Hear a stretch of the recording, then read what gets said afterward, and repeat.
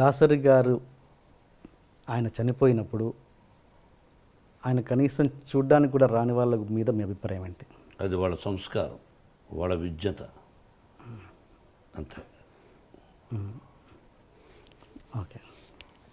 And one more question sir, మీరు ఎప్పుడు ప్రతి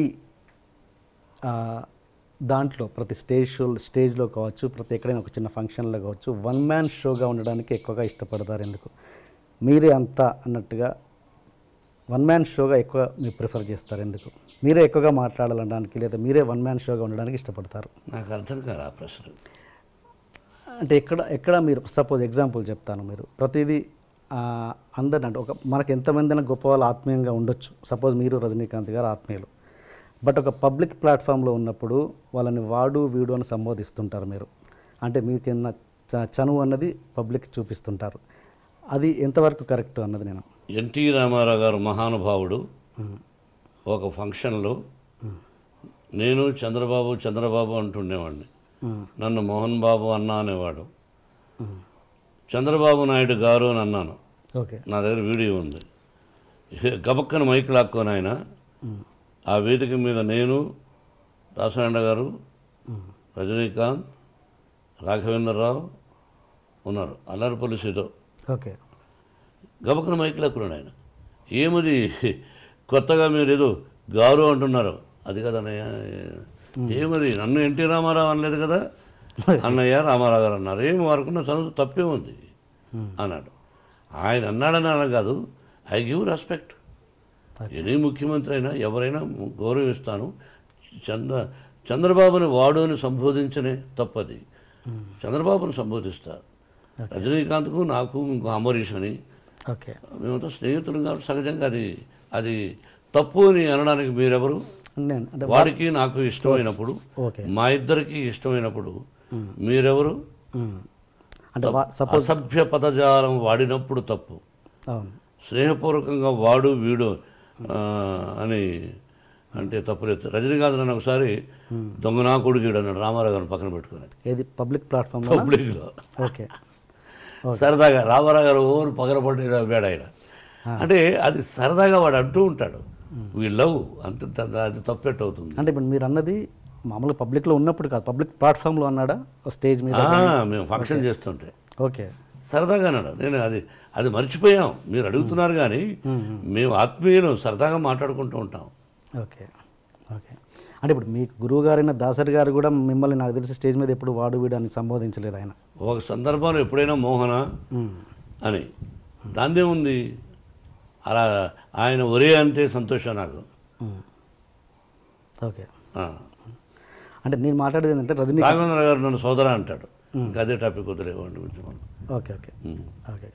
అది ఇంకొకటి డైరెక్టర్స్ విషయానికి వస్తే రామ్ గోపాల్ వర్మ గారు, ఆయన ఎవరి మాట వినడు, మీరు అదే పరిస్థితి, ఇద్దరు కలిసి ఎలా ట్యూన్ అయ్యారు ఒక ప్రాజెక్ట్ రౌడీకి? రామ్ గోపాల్ వర్మ గారు ఎవరి మాట వినడనే సంగతి మీరు వాపస్ తీసుకోండి అని ఎలా అనుకుంటారు? ఎవరి మాట? ఓకే, నేను కూడా ఎవరి మాట విన్నాను ఎట్లా అనుకుంటారు?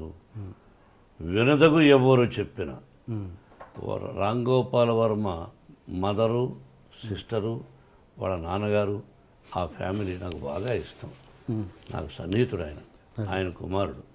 రామ్ గోపాల్ వర్మ డైరెక్షన్లో మేము రౌడీ చేసాం, వీఆర్ సక్సెస్ఫుల్. మేము పెట్టిన డబ్బు మాకు వచ్చింది, విపరీతమైన లాభాలు వచ్చినప్పుడు ఓహో అంటారు. More than that, Ram Gopal Varma direction, hats up to him, the greatest talented fellow. కాబట్టి ఎవరి మాట వినడం అనుకోవద్దు. మీ ఇద్దరం సబ్జెక్టులో కూర్చున్నప్పుడు అడిగేవాడు, నేను ఇలా చెప్పేవాడు, నచ్చితే బాగుందనేవాడు, లేదా లేదులేండి అనేవాడు.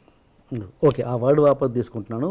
ఏది ఎవరి మాట వినడు కాదు, స్ట్రైట్ ఫార్వర్డ్, అంటే ముక్కుసూటిగా ఉంటాడు, తనకు నచ్చిందే చేస్తుంటారు, మీరు అంతే.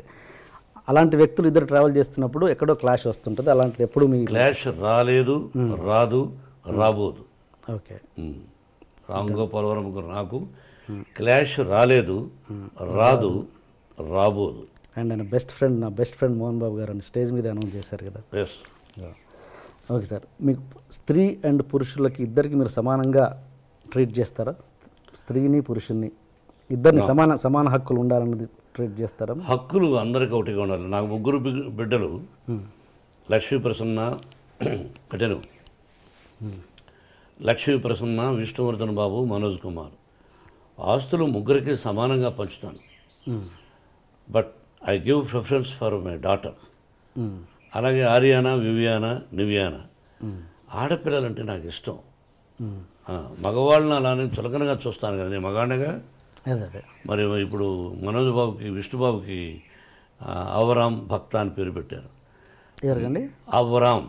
ఎవరికి పెట్టారు? విష్ణుబాబు బిడ్డకు ఓకే, అవరామ్ భక్త అని పెట్టాడు. నా పేరు కూడా వచ్చేటట్టు. ఓకే. పురుషుడు ద్వేషిస్తాను, ఆడవాళ్ళనే ఎక్కువ గౌరవిస్తాను తప్పు. నా అమ్మ నాన్న, అమ్మ నాన్న అంటాం, నాన్న అమ్మాను. బీజప్రధానమా క్షేత్రప్రధానమా అనేవాళ్ళు. మనంతా బీజప్రధానం మన పేరులో ఉంటుంది, తెలుసుగా మీకు. ఇంటి పేరు పెట్టుకుంటాం, ఆ నాన్నగారి పేరు పెట్టుకుంటాం. కాబట్టి ఐ గివ్ రెస్పెక్ట్. అలాంటప్పుడు మరి మంచు ఎక్కువ శాతం ఆడపిల్లకు గౌరవిస్తాను. వాళ్ళందరికీ అప్పుడప్పుడు మా ఇన్స్టిట్యూట్లో కూడా చెప్తుంటాను, ఓకే, ధైర్యంగా ఉండాలి, పెరిగి పందుల్లా బ్రతకద్దండి. ఎవడైనా చెయ్యి పట్టుకున్నా, ఎవడైనా ఎదురుగా వచ్చి నిన్ను ఏదన్నా అన్నా, వాడిని కొడితే 3 పళ్ళు రాలిపోవాలి, లేకపోతే ఒకటే దెబ్బకు వాడు చనిపోవాలి. ఆ విధంగా ఉండండి. నేను ఆడపిల్లలకు ధైర్యాన్ని చెప్తాను. ఒకే దెబ్బ మన 2 దెబ్బ పడకూడదు.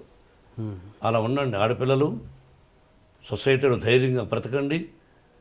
ఆడపిల్ల అంటే చులకన, వాళ్ళ అమ్మ కూడా వాళ్ళ తల్లిగా. ఎందుకు భయపడతారు మీరు? చాలామంది తల్లిదండ్రులు వాళ్ళ బిడ్డల్ని ధైర్యాన్ని నేర్పించండి మోహన్ బాబు గారు చదువు కంటే కూడా నా విద్యాలయాల్లో చెప్తుంటారు. మగోడు ధైర్యంగా వెళ్ళొచ్చు, ఆడపిల్ల కూడా ధైర్యంగా వెళ్ళాలని గాంధీ మహాత్ముడు చెప్పాడుగా, ఎన్టీ రామారావు గారు చెప్పారుగా. ఈరోజు ఎంతమంది ఉంది, ఎలా ఉంది, ఏం చూస్తున్నాం పేపర్లో. లా ఏంటంటే మన లా, ఒక అమ్మాయిని బలాత్కారం చేసిన వాడిని శిక్ష ఉండకూడదు, జైలు ఉండకూడదు, అక్కడే నిర్దాక్షిణ్యంగా కాల్చి చంపేయాలి. ఆ దుబాయ్లో జరుగుతూ ఉందో, ఇతర దేశాల్లో కొన్ని దేశాల్లో జరుగుతుందో ఆ విధంగా చేయాలి. No excuse. అక్కడికక్కడే ఇంకా మళ్ళీ వేరే ఉండకూడదు.